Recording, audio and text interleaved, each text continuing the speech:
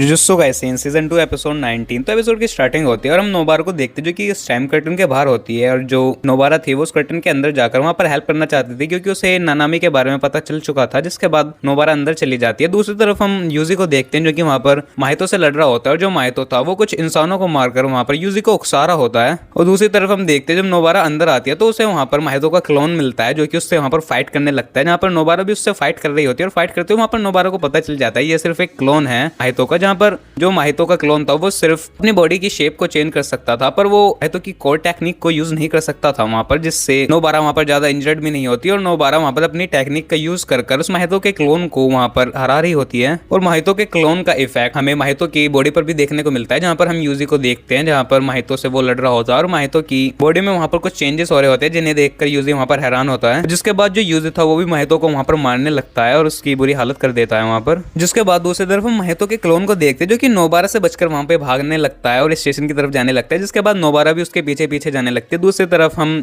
माहितो और यूजी को देखते हैं जहाँ पर जो माहितो था उसने अपनी बॉडी को 5 पार्ट में स्प्लिट कर लिया था और वहां से भाग रहा होता है वो। यहाँ पर यूजी सोच रहा होता है इसके कौन से पार्ट में उसकी सोल का हिस्सा है ताकि वो उसे डैमेज कर सके, पर इतने में माहितो उसे वहां पर डिस्ट्रैक्ट करके वहां से भाग जाता है। जिसके बाद जो यूजी था वो माहितो का पीछा कर ही रहा होता है, पर तभी वो देखता है कि माहितो का क्लोन भी उसकी तरफ भगा आ रहा होता है, जिससे के बाद वहां पर यूजी को लगता है कि ये दोनों अब एक साथ जुड़कर एक दूसरे को हील करने वाले होंगे, पर ऐसा नहीं होता। जो माहितो था वो अपने क्लोन को क्रॉस कर जाता है। यहाँ पर यूजी को समझ नहीं आता कि यहाँ पर क्या होने वाला है। जिसके बाद हम सामने वहां पर नोबारा को देखते हैं, जिसके बाद जो असली माहितो था वो नोबारा के फेस पर वहां पर टच कर देता है और यूजी को समझ में आ जाता है कि ये क्या हो रहा है। जहां पर जो यूजी था वो माहितो के क्लोन को वहां पर एक पंच में ही मार देता है और नोबारा की तरफ भगने लगता है। यहाँ पर जो नोबारा थी जहां पर वो अपने फेस पर हाथ रखकर खड़ी होती है और तभी हमें एक पास्ट का सीन दिखाया जाता है जहां पर जो नोबारा थी वो एक छोटी बच्ची थी, तो वहां पर वीडियो गेम खेल रही होती है। साथ ही उसकी वहां पर एक फ्रेंड भी होती है फूमी, जो कि उसकी स्टोरी बता रही होती है वहां पर। यहाँ पर उन्हें लगता था कि जो इस गाँव के आदमी है वो सारे पागल हैं और सिर्फ वही नॉर्मल है। जहाँ पर जो फूमी थी वो अपने स्कूल के लिए एक बैग लेती है, जहाँ पर वो जब क्लास में होती है तो क्लास के जो बच्चे थे वो फूमी को परेशान करने के लिए उसके बैग को काफी ऊंचाई पर रख देते हैं। जहाँ पर नोबारा पहली बार उससे वहां पर मिलती है और उसके बैग को उतार कर कहती है कि क्या वो थोड़ी देर के लिए उसके बैग को ले सकती है। जहाँ पर जो नोबारा थी वो उन सभी लड़कों को वहां पर मारने लगती है और साथ ही ऐसा प्रिटेंड करती है कि वो बैग उसका है। जिसके बाद वहां पर मास्टर भी आ जाता है, जिसके बाद वो वहां से चले जाते हैं। इस तरह फूमी और नोबारा की वहां पर दोस्ती हो जाती है। जिसके बाद जो नोबारा थी वो हमेशा फूमी के घर आकर उसके फादर के साथ वीडियो गेम खेला करती थी। जिसके बाद हम देखते हैं जो नोबारा और फूमी थे वो एक घर जाते हैं जो कि काफी बड़ा था और उस घर में शाओरी रहती थी जो कि नोबारा और फूमी के साथ हमेशा टाइम स्पेंड करती थी। जिसके कुछ दिनों बाद हम देखते हैं जो शाओरी का घर था वहां पर बहुत सारी आइस जमा हो गई थी और उसके घर की दीवारों पर बहुत कुछ लिख भी रखा था, जिसकी वजह से शाओरी उस गांव को छोड़कर वहां से जा रही होती है। तो जहां पर फूमी को ज्यादा कुछ याद तो नहीं था, पर वो उसे सिर्फ नोबारा का चेहरा याद था, जहां पर नोबारा काफी रोई थी। और जिसके कुछ दिनों बाद नोबारा ने भी डिसाइड करा था कि वो टोक्यो जाएगी हाई स्कूल के लिए। और जिसके बाद जो नोबारा थी वो ट्रेन से जा रही होती है टोक्यो, जहाँ पर खुशी भी उसे लास्ट टाइम गुड बाय करने के लिए वहां पर आई थी, जहाँ पर वो